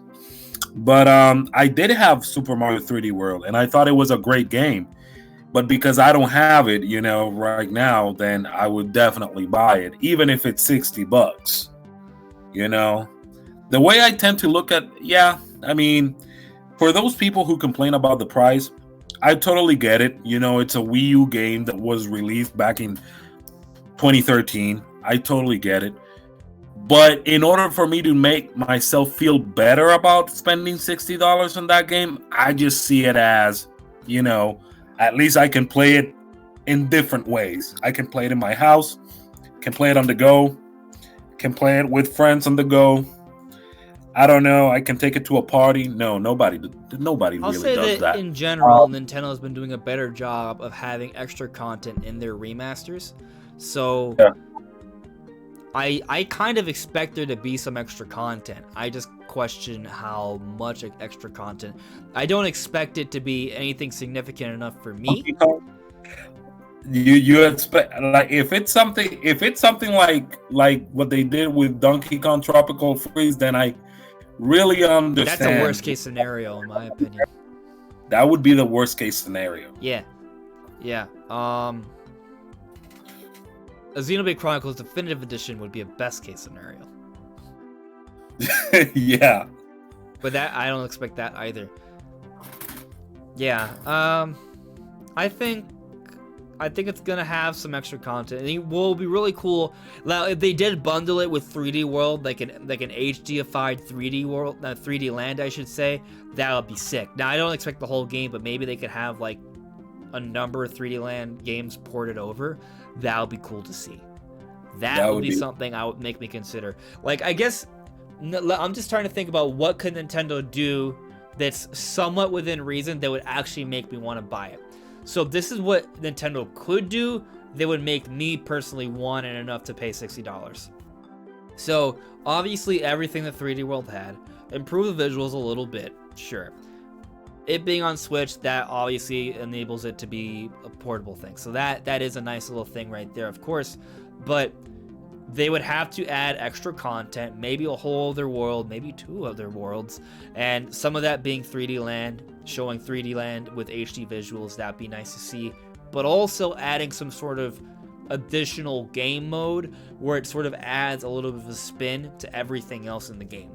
That's what I kind of need. Like, I need something more. I don't want to go through the same game again. Like, there has to be something changed up about the entire experience for me to feel like it's worth it for me. But what exactly would you like to see? Like what could they, maybe like a Daredevil mode, or like something that adds another challenge to every single level I play. Okay. Because, like in Galaxy, they had the different comments that added a little different spin to every level. They would need to have something like that I could play throughout the entire game. Like, in one other way, I mean, they could be able to do this, but like, for example, in Mario Galaxy, you could play through the game again, but as Luigi.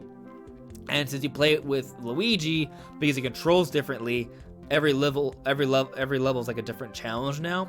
So that is one argument, but 3D World already has different characters that play differently.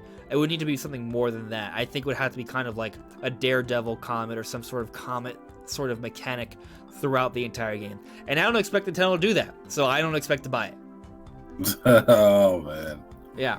Did you think Nintendo did do you think it was fair when they charged $60 for Oh, Super Mario Brothers Wii U for the Switch? I just pretended it didn't exist. Really? I just pretended it did exist, man. For me, I don't think it's fair, but like I also will acknowledge that if you haven't played the game before, it is worth $60. Like, for example, Donkey Kong Tropical Freeze, which I think is a piss poor remaster because they didn't do much for it. It was still perfectly fine and playable. Like, they didn't make the game worse by any stretch. They did sort of make it somewhat better. I think it went from 720p to 1080p on Switch. It was portable, and there was a Funky Kong mode. That's not enough for me to spend $60 on the game, but, you know, that was only improvements. My point being, though, that if you had already played the game beforehand, it's just not worth it. But if you never played the game before, it's worth it because it's a brand new game that has aged perfectly fine. It's still a modern day game that matches up to today's standards, and it's quality. So if you've never played New Super Mario Brothers Wii U Deluxe, whatever, or Donkey Kong Tropical Freeze or Super Mario 3D World, and there are these remasters, and even though they're $60, I think they're fine games to pay for $60. I spent that kind of money on them at one point, and it was only a few years ago. If they're spruced up a little bit now and you haven't played it, I still think it's worth it. I don't think it's robbery. I just think it's not a good price for people who've already played it. Especially, I mean, go if you haven't played Tropical Freeze, go do yourself a favor and buy that game. That has to be one of the best platformers ever. Yeah, one of the best for sure. Yeah, I see an interesting question here from Youthful Yoshis. Next year, do you think the HD versions of the Zelda games could be ported along with Skyward Sword getting an HD version? Also, do you think Ocarina of Time Majora's Mask could come to Switch? So this weekend check out his video on Ocarina of Time remaster. Well, that's what I was talking. Yeah. I had a video come out this week talking about what if Nintendo reimagined Ocarina of Time, like remade it, but kind of like how Final Fantasy VII Remake was remade, like in terms of like actually building a new game, but using the theme and story for Ocarina of Time. Basically like an open world Ocarina of Time with Breath of the Wild mechanics. Like, what would that be? That would be something I would really like to see. I don't expect that anytime soon. In terms of bringing back Ocarina and Majora's Mask, that's what I would kind of see. Like, if we do see those games, either A, they're just like virtual console stuff for like N64, or they're remakes. But I don't expect remakes of those games years from now. So that's pretty much what I think on that. In terms of like the other Zelda games like Wind Waker HD, Twilight Princess HD, then maybe a Skyward Sword HD, I think there is actually a decent chance that we could see that next year because it's the 35th anniversary. But that's only if Breath of the Wild 2 comes out this year. If Breath of the Wild 2 does not come out this year, I think it would make more sense to focus on that for next year, for the anniversary, and then have those HD remasters come out some other time. But if Breath of the Wild 2 doesn't make it out for this November, I could see Nintendo pull off a situation where they have those 3 Zelda games be kind of like a HD remaster collection, kind of like how supposedly we're getting an HD remaster collection for Galaxy Sunshine and 64. It could kind of like just be matching up the two for their respective anniversaries. But it's all contingent upon when Breath of the Wild 2 comes out. So, you know, if from that perspective, maybe it makes even more sense for Breath of the Wild 2 to come out this year, you know?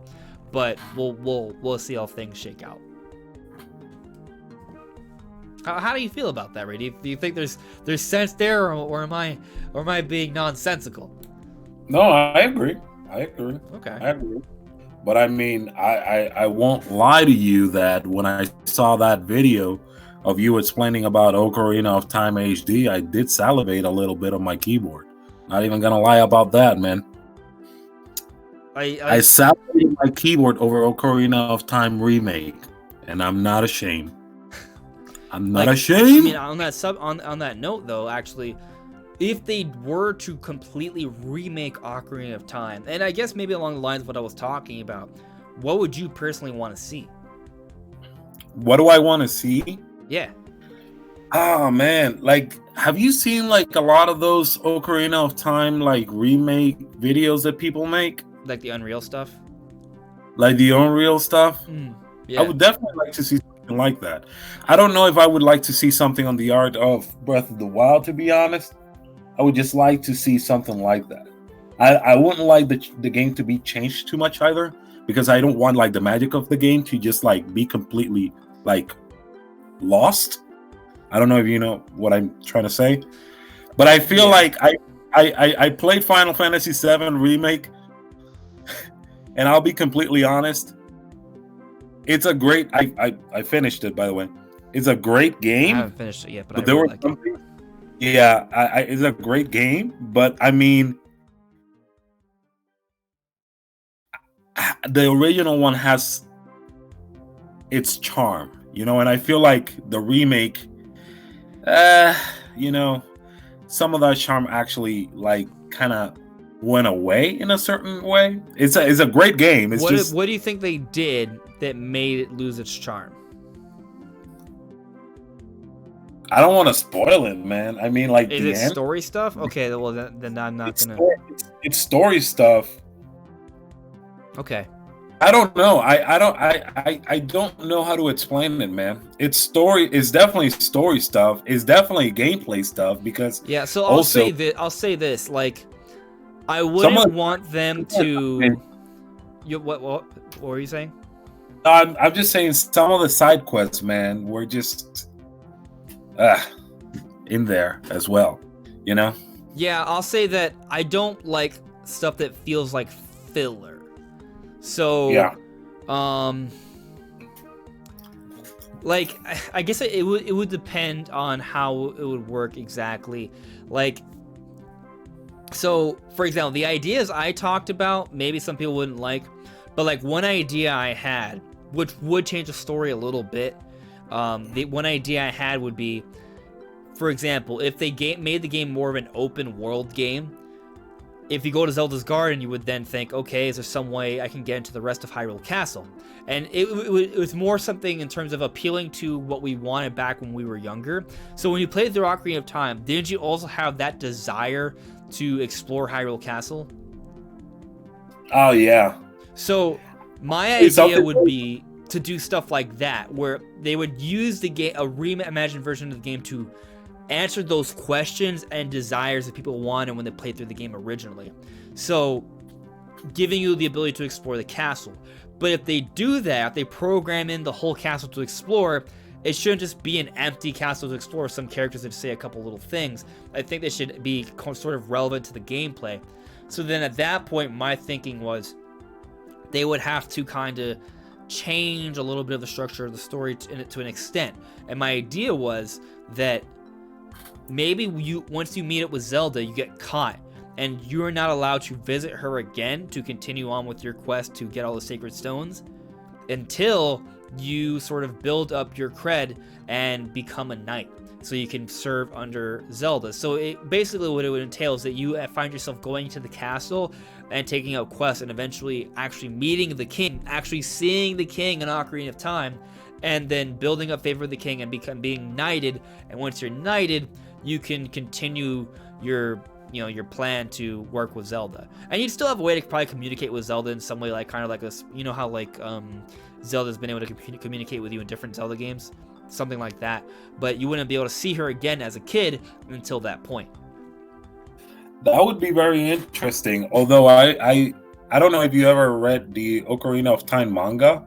Like, they really give you a really cool scenario in there, and when Link arrives to the Hyrule market,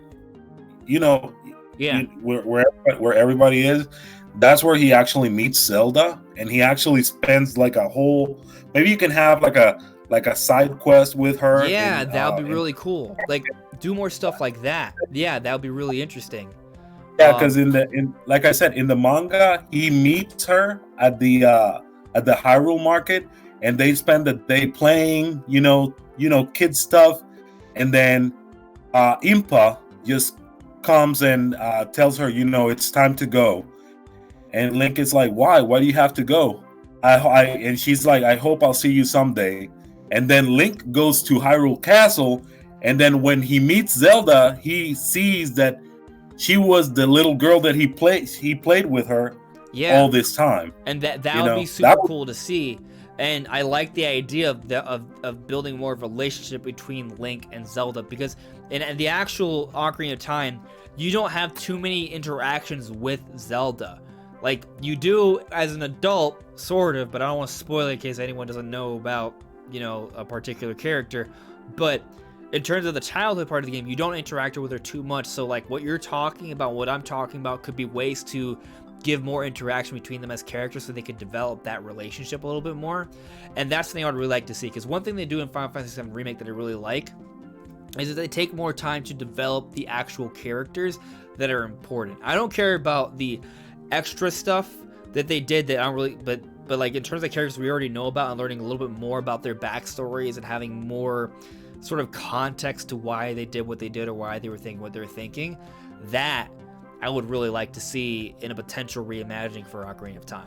That's something that would really excite me. And something that I saw that Youthful Yoshi's pointing out, because I guess he saw my video. Oh, he did. He said, I like the idea you had about the game exploring the timeline, different branching paths. So here's an interesting thing. When the timeline split in Ocarina of Time, it was, once Nintendo released the whole timeline, it was actually 3 different timelines. When you play through Ocarina of Time, you know you're going from the past to the future, and when you beat the game, Zelda sends you back to the past. So there's the future and the past. So that explains 2 timelines. But it doesn't really explain the 3rd timeline where you supposedly lost to Ganon. What if they did reimagine Ocarina of Time and they had that explored as well? Yeah, that would be very cool, man. Stuff like that, I don't really mind.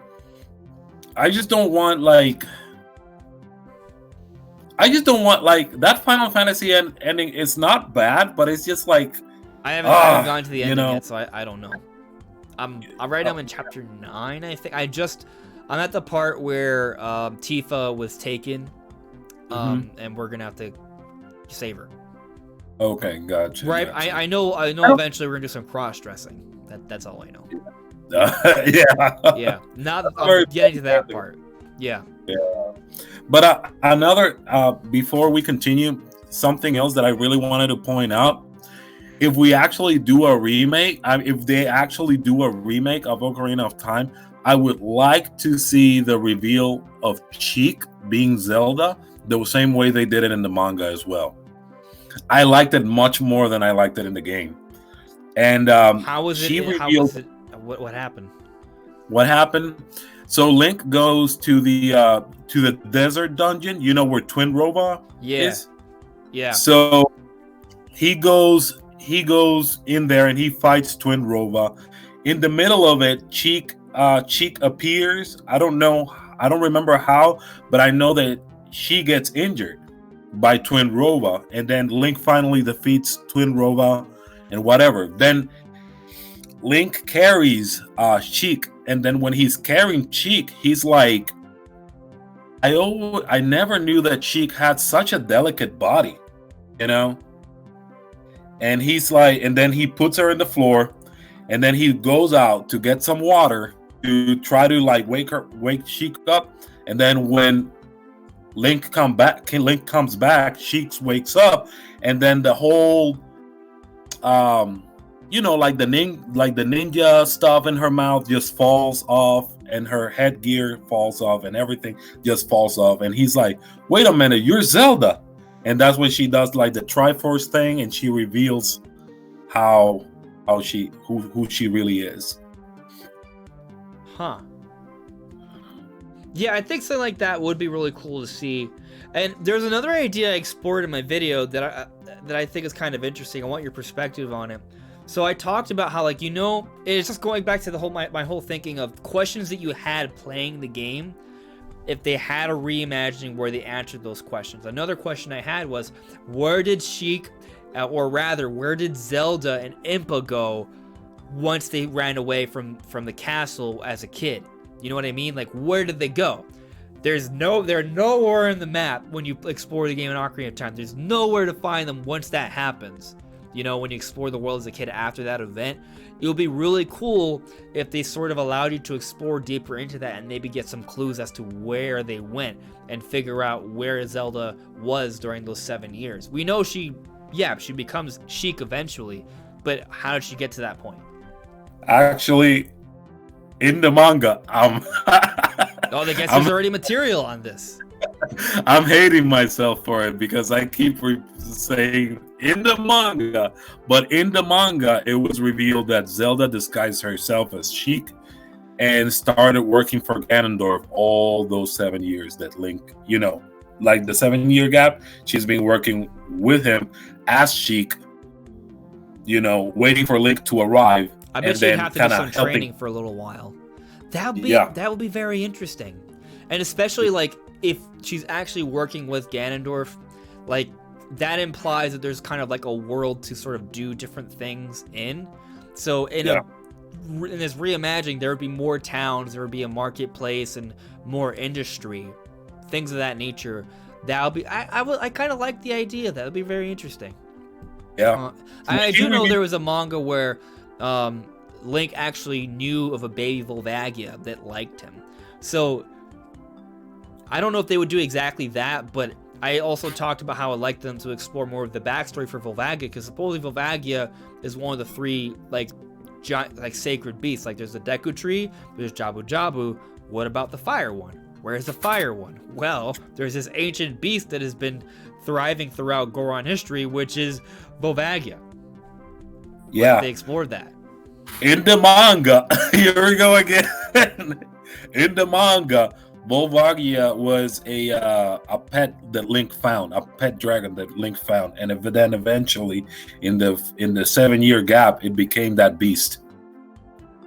Interesting. Feel bad about the you actually kind of feel bad about him. About the dragon. I don't know if the manga matches up with the actual like canon for Ocarina of Time, because that dragon's supposed to be an ancient dragon. But it doesn't. But you know, it take their liberties, of course. Yeah, I mean, but there's ideas that I do like the ideas that are in there though. They are interesting. Yeah, you should go ahead and read it, man. It's out there for sure. Mm-hmm. If you ever want to read something, I don't know, it's pretty good. I mean, when you talk about it, I'm pretty sure I've seen at least panels of it before. It does sound very familiar. Oh. Yeah. Yeah. But you know, moving past that though. I mean, like, actually, I want to ask you a question, though, because we're talking about a reimagining. Had this week on the channel be kind of, like, themed after remakes and remasters and things of that nature. It does seem like this year a lot of that's going to be happening. Xenoblade Chronicles Definitive Edition is coming out at the end of May. We had a couple we already had several remasters that have come out this year. And then we know that, or we don't know, but it's at least rumored that the Mario remasters are coming. And maybe even Pikmin 3. And there's a rumor of about a 2D Metroid. We're not sure if it's going to be a remake or a new game. There's all those different things. So it does seem like this year, especially considering the whole COVID situation, how it might be easier to come out with remasters and things of that nature. How do you feel about this year potentially being more of a year that is just remasters and some remakes? I'll take it, man. I mean, the whole year, this whole situation with COVID-19, I mean, it's just something that, you know, nobody was really expecting. And all of us had to adapt of the fact that, you know, a lot of perhaps, you know, this can be slowing down things, and we just have to take things for how they are. Me personally, I really want to see new games. I really do. I really want to see the Wild 2. You know, I really want to see all those games that, you know, new games. I don't know, new. At least with Xenoblade Chronicles Definitive Edition, we're gonna get that future connected episode, so that is gonna give us more story that we're gonna get with Definitive Edition. So while it's not a full-on whole new game, we are gonna learn more about the Xenoblade world with this game. So it's gonna give us some new content in that regard. And of course, I haven't played the game in years, and being able to play a remade version of it is gonna be really cool. So that's nice. That is, at this point, of all the games we know about that are coming this year, Xenoblade Chronicles Definitive Edition is my most hyped game, my most anticipated game. And if we don't get anything else major, that might end up being my personal game of the year. I kind of see that happening at this point already. be honest with you, Xenoblade Chronicles Definitive Edition is new to me, so that would be awesome. I never played the game before. Well, for you, it is basically a whole new game. Like, it's a whole new game for me. Let me try and put this perspective for you. The way I see it, you're gonna have an opportunity to play this massive open world RPG that has an epic, fantastical story with incredible combat and beautiful music. There are going to be several moments where you are going to be so emotionally invested, and it's going to be this giant roller coaster of a ride, and you're going to have played it, and you're going to feel like it's going to have been one of the best games you've ever played. That's what I think. That's what I think you're getting into if you haven't played Xenoblade before. I'll be completely honest. I hope it's that way, because my most anticipated game this year was Final Fantasy VII Remake. And while I do consider it to be a very good game, I expected more, man. I don't know. I actually think Xenoblade Chronicles Definitive Edition is going to be a more well-praised game. I think it's going to have higher reviews. Okay. Yeah. Okay. I'm pretty sure it will. I mean, from what I understand, it's one of the best RPG games ever. Already. So remaking it, and adding more to it, I'm pretty sure it's gonna be one of the highest rated games this year. And the other thing is that people bring an argument to, which kind of goes against my whole reimagining idea for Ocarina of Time, is that some people don't like these classics being touched. And that's a big reason why Final Fantasy VII Remake has gotten a lot of flack. People don't like the changes that they did to it. So people aren't happy with that. With Xenoblade Chronicles Definitive Edition, it is a remake of the game. So it is the game that you played back then. It's still the same game at its core. It just has improved controls and menus and stuff like that, and some balancing and greatly improved visuals. But they're still giving us new content by having an epilogue episode that happens a year after the game. So that's really cool, but by doing that, they are giving us new extra content that is separate from the main story, so it doesn't actually impact the main part of the game. So it won't really offend people who want to just keep that part of the game completely the same. Yeah, how big is that, like, the new content? The future connected? We really don't know, but my perspective is it's at least gonna be at least a chapter. Like, you've played chapters in Final Fantasy VII Remake. I feel like it's gonna at least be one chapter. Like, it's at least gonna take you 5 to 10 hours. But I think it's gonna be more than that. If you look at Torn of the Golden Country, that is how I sort of consider Future Connected is going to be. Now, I don't think it's going to be as big as Torn of the Golden Country, but Torn of the Golden Country could take someone between 20 and 40 hours, maybe more. It had its own separate physical release. It could be treated as its own independent game from Xenoblade Chronicles 2. I don't think Future Connected is going to be as big as that, but I feel like it's going to be maybe about half that size. That's just my own gut feeling, considering that the game is taking place a whole year after the events of Xenoblade Chronicles 1, and it's something you can pick separately from the base game. It's not like a little extra thing at the end. It's something you can play separately as its own experience. So I really do feel like it's going to be sizable. Okay. So you think something closer to Torna, but not as big as that? Yeah. Okay. Yeah. Got it. Yep.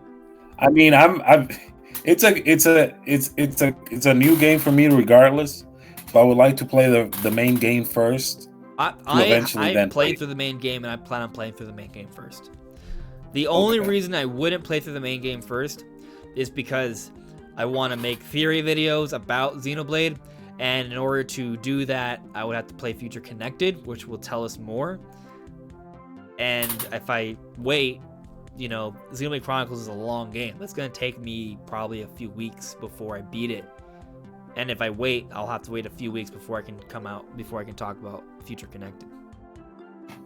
How long is the game? Is it like at least over 100 hours? hours? At least 100 hours, yeah. Wow, that's crazy. It's gonna be it's a way bigger game than Final Fantasy VII Remake. Way bigger. Oh no, I'm sure. Yeah, I mean, granted, if 7 Remake was all 3 episodes in one, then they might be comparable. But it's not. Yeah. Yeah. How do you feel about that, by the way? How do you feel to be in the game? And try not to spoil the story. I know you won't, but I'm just putting a reminder out there just in case. But, like, do you feel like the game was an appropriate length? Do you feel like you got your money's worth? Or do you kind of wish they had everything pieced together as one whole game as opposed to 3 episodes? To be completely honest with you, at first, prior to me like playing it, I wasn't completely okay on the idea, but at least I was like, hey man, this game is being very ambitious on what it's doing. I had that mentality, but after I played it, I don't know. I feel like maybe just keep some of the old charm and not make it like so crazy like they're trying to make it. You know what I mean? Like, I would have liked it to be for everything to be pieced together, but just not make it feel like. And that ending, it's just the ending, bro. It's just like, I now want to know what this ending is about. Yeah, the problem maybe I'll is play a little bit more tonight. I've been so busy lately. It's kind of hard for me to. I haven't played like in 3 or 4 days. But you haven't played the original much. I did play through I didn't beat the original though. So yeah. Yeah, it's the ending of this. The ending of this game just kind of changes everything. To be honest. So is it remake? Yeah. I don't know what's gonna happen. So I'm not gonna say it. I'm not gonna say it, but no, man. I would listen. It could have been they could have made a remake. Less ambitious. With a smaller without so much graphics and. Amazing upgraded graphics like they did, it's and not whatever. Even open world though. It's like it's very linear. It's a very linear thing.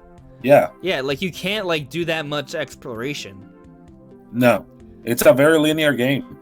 But so I wonder what I feel like they had to have had multiple versions of this game, and they just kind of like canned it all because consider all the time they spent on the game. Like there isn't that much they've done with it. Yeah, like it's a great game. Don't get me wrong. There's a lot about the game I really like. There's some things I don't like about it, but I just don't. I don't feel like the game is this super massive experience. Like considering how long they've taken, I think they could have done a lot more. I just don't think they had the right vision for the game initially. My thing is, it's a great game, but I would have liked the game to be structured and made kind of like the old game was. I don't know if that even makes sense, but I don't know. It's not, like I said, it's not a bad game. It's a great game, but I like the original better so far. I mean, I really was expecting more. So, see, here's the thing. Like, from your perspective, it seems like I said, I haven't played through it. I don't know the full story of the original anyway. But can you say with confidence that the story is going in a different direction? Or is it just being told slightly differently? No, I think they just twist everything. It's not like it's not like it's the same story. You know how we were discussing like Ocarina of Time? Yeah. Well, basically, you and I were discussing would lead at the end of the day to the same story. It would just have like different like scenes and stuff like that. No, this is just like twisting the story. Like it's making the original game feel like it doesn't matter. I don't know how to explain it without spoiling it, man. It just feels like. Are you just trying to say that different things are happening? Like it's gonna have a different ending? It could, but then it couldn't. I don't know. It could be a fake out, right? They might want you to be in suspense. Yeah, it could. Yeah. Yeah. But how do you feel about the ideas I had for Ocarina of Time, though? Because I am talking about things that would change the story a little bit. Like, in terms of how you get to becoming an adult, what you learn about different things. Like, I want them to add a Temple of Time dungeon. Like, not just have it be a temple. I want you to actually earn the Light Medallion. You know, I want them to add more areas. Things like that. I still want there to be, okay, look, you know, the Deku Tree dies in the beginning. You know, you are a Kokiri. Your whole history is there. The background is there. You still meet Zelda. You work with her to get the Sacred Stones to stop Ganondorf. When you finally have all the Sacred Stones, Ganondorf chases her out the castle, and you're forced to go into the future. And then in the future, you come back, everything is devastated, and you have to sort of save different towns and establish a connection with the sages and eventually build up all those sage powers and medallions to fight Ganondorf at the end. And that causes the timeline splits. Like that, I want all to stay the same. I just want them to sort of fill out the details. I know what you mean. I mean, I don't have a problem with that because at the end of the day, it would have the same. It's essentially the same story, but with more detail added. Yeah, and more, and you know, and things that we didn't know in previous games, we get to in the previous game. I'm sorry, we get to know in this game. I don't particularly hate the idea of adding more to it, you know, as long as everything else kind of like results being the same thing, like the end result is the same. It's kind of like, for example, like you like Dragon Ball Z, right? Yeah. The manga and the anime are different. Tell the same story, but they're different in certain ways. Yeah, like with Super. Manga, yeah, especially the manga with Dragon Ball Z, you know, tells you some details that the anime doesn't do a very good job on telling you, and tells you more story and more information. That I don't mind. Like adding more detail, different. Well, you know, I guess the thing is with the manga and the anime, it's almost like they're two different continuities. But you're talking about Dragon Ball Super is completely different though than the anime. I'm talking about Dragon Ball Z. Oh, Z. Okay, yeah. So in Z there are differences? Yeah. Okay. There are differences in the manga and the anime. They're just not that major. They're just not that major. Everything ends up being the same at the end of the day, but there are some differences, like the way they tell certain stories and sagas, you know? But the end result is the same. Not like Final Fantasy VII Remake, which by the end of this game, it's like everything that you were thinking of is like, nope, no sir, it's not. I see Kazoo in the chat, and she's speaking on this. Like she's saying, like there's filler in the manga, or rather in the anime. So like the filler episodes in Dragon Ball Z, I thought were cool, but you can still call them filler because they don't really extend the story.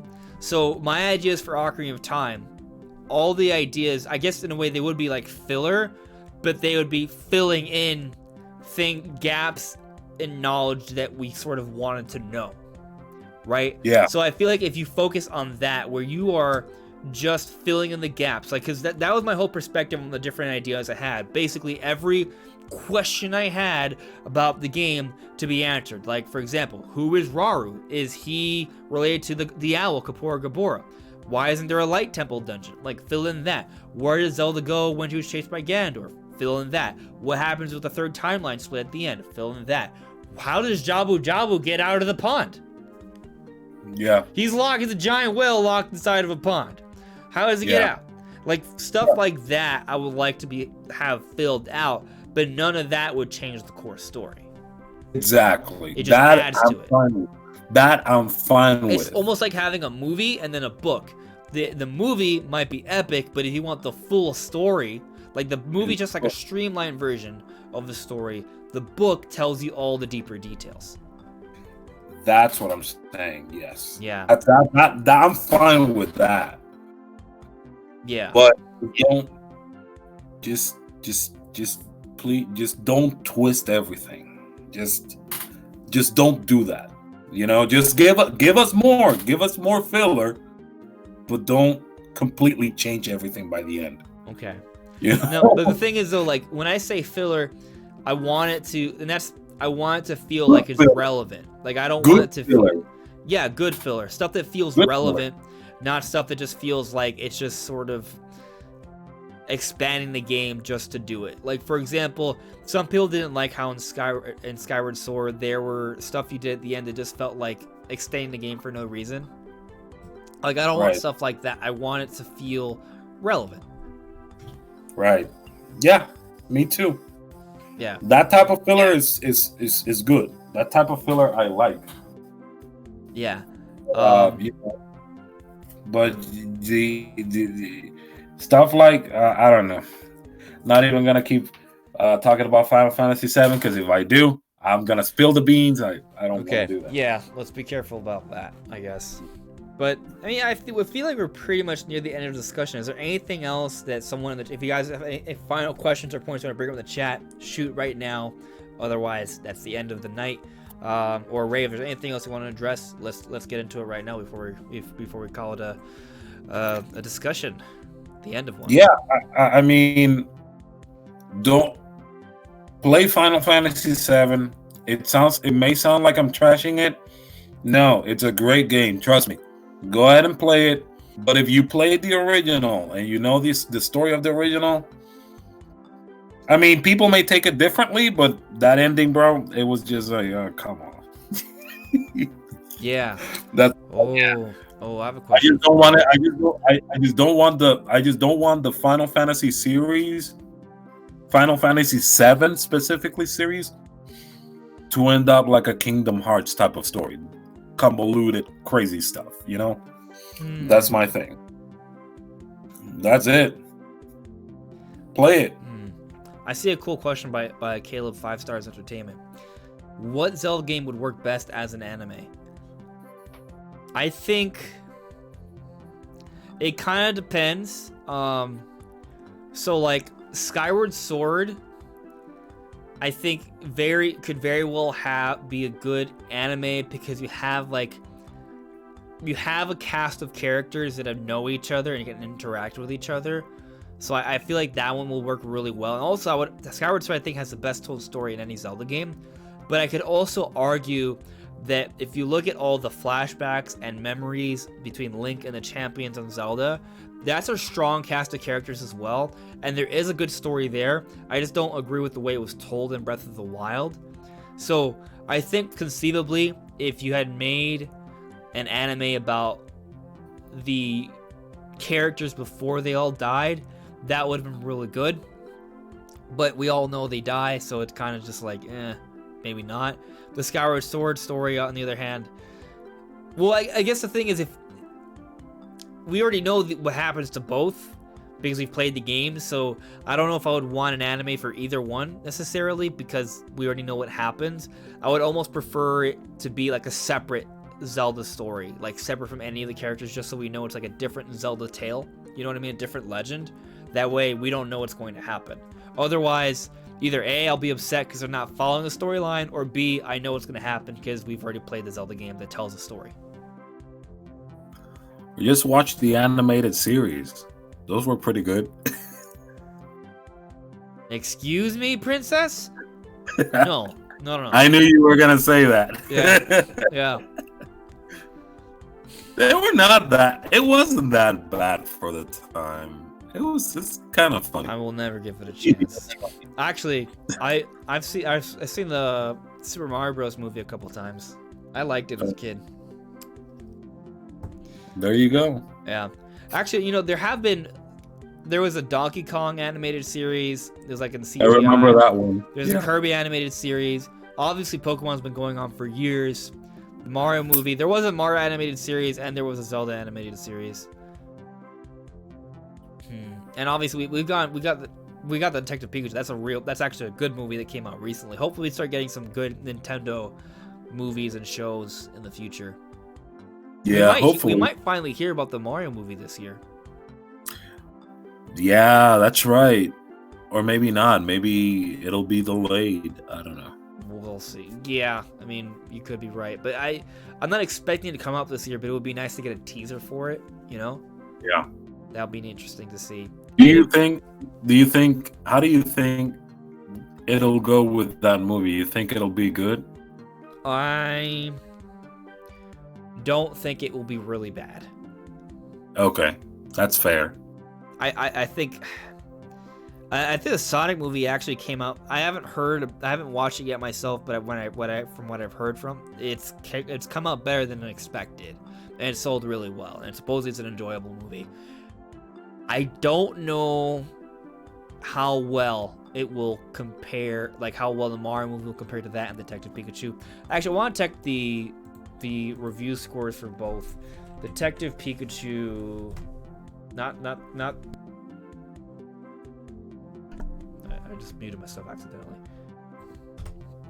Detective Pikachu movie review. Lower the average score for this baby. But let's just check Rotten Tomatoes. Even though I don't necessarily love I don't consider scores to be gospel. So the tomato meter was 69%. Audience score was 79% for the Detective Pikachu movie on Rotten Tomatoes. Let's check Metacritic real quick. Metacritic, Detective Pikachu. Let's see. What was the score for that? It's not telling me. Oh well. And the Sonic movie. Rotten Tomatoes. So Sonic on Rotten Tomatoes 64%. Tomato meter, the audience score is 93. So the audience really, really loved it. Whoa, the Metacritic score for Detective Pikachu is 53. That's so low. I thought the movie was good. That I saw the movie. I thought it was a good movie. Well, for comparison, Sonic's Metacritic score is 47. 47? Yeah. But here's an interesting thing. So, looking at this, so on Rotten Tomatoes, the tomato meter for like critics is 69%, audience score is 79. Okay? And let's look at Sonic's Rotten Tomatoes score. So its critical score was lower than Detective Pikachu at 64 as opposed to 69, but its audience score was way higher. Sonic's audience score was 93, while Pokemon's was 79. But its critical score was higher. Now looking at Metacritic, Detective Pikachu has a really low score of 53 on Metacritic, but Sonic's is 47. So Detective Pikachu has a higher critical score. But again, the user score on Metacritic for Detective Pikachu is 7.5, which is higher than the Metacritic score, but Sonic the Hedgehog is 8.3. My point being, it seems like the user score and fan scores for Sonic the Hedgehog for either Rotten Tomatoes or Metacritic is higher than Detective Pikachu's, but while critically, Detective Pikachu was considered a little higher. It's kind of interesting how that worked out. I feel like a lot of it has to do with the fact that the studio that made the Sonic movie really took their time on listening on people's feedback. And they, and redid fans felt like they made changes because of the fan base, so there's sort of a bit of a reward there. And on the flip side, you could also make the argument that when Detective Pikachu made all those different Pokemon with the realistic style, I think a lot of people were turned off by it because it was something different. Yeah. So I think that could contribute to a lower fan score. So for those two different reasons, I could see why the fan score would be greater in Sonic's favor. Yeah, that makes sense. Yeah. But, I think we've pretty much reached the end of the discussion. We've talked about a lot of things, mostly about remasters and remakes. Oh, one more thing. Resident Evil 4 Remake. How do you feel about it? Oh, man. I mean, if they do Resident Evil 4 Remake, that's fine. I don't have a problem with it. I just feel like the original plays fine. We talked about this before it was rumored. Like, yes, I remember. You preferred Code Veronica to be remade, right? I prefer Code Veronica. Yeah. And I guess, Resident Evil 4 is one of my favorite games of all time. And It is mine too, by the way. it Like, it's one of my has favorite aged games. a lot better than other stuff. So Yeah. if they were to remake it and sort of change it, I don't know if I would like it more. I might No. prefer the original. Yeah. I It's don't- same. We'll have to wait and see on that one. Yeah. It's one of the few games that I'm like, you know what? They don't need to add anything more to this. It's kind of great as it is. But I mean, I wouldn't It's mind if they add a few extra components to it, as long as it's still like as long as it still feels like Resident Evil 4, like it still has that same atmosphere, it still has the same story. But I think they can expand on it a little bit, and it would still feel like Resident Evil 4, and I'd be okay with that. But it is a balance you have to strike that is not easy to strike. That's what I was thinking about. You know, I feel like the game is already good how it is, and I think it's aged pretty well. Not And everyone agrees with that. Some people don't like the way the game controls. really, Like I mean, Brandon. never had a Brandon hates it. really Yeah. interesting. Yeah. Well, I never had a problem with it, and I feel like I think it's fine there's- too. But we played it when it came out, or I did at least. I played it when it came out. Also, I played it on GameCube. I played it on Wii, and each time I loved it. I played it on GameCube, and then Actually, I I got kind it of on. want to get the Switch version now. Yeah, me too. Yeah. It's just a very good game, you know. Yeah, maybe if I a finish very- Final Fantasy VII Remake in time before its definitive edition, I'll probably pick that up. Yeah, Yeah. absolutely. I just don't find like I just ask myself like, what exactly can they do better? You know, Yeah. I don't see them doing too much better, except for like remaking the whole game again, and that's it. I mean, I like to see better visuals, but if they could add like a character that follows you for different portions of the game, that would be really nice to see. Besides that, I don't know. Like maybe more stuff with Lewis. Maybe we get to interact with Lewis a little bit more before he dies. Yeah, That'd be nice. Besides that, maybe a couple more Ashley stuff, and maybe make it so Ashley's not incompetent. that's the worst part of the game. Yeah, They could maybe do When some you- things about that. Like I like that she's the damsel, but make her a damsel that can fight back a little bit better. yeah, I Yeah. agree, man. Yeah. Well, you know, it's getting late, so I'm going to call it a night for the podcast, guys. Thank you, everyone, for watching the podcast. Make sure to check out Ray Cabana. Make sure to check the links in the description below to check out all of our social media and all of that different stuff. But it was fun. So we'll see you really soon. Stay tuned. Take care. See ya.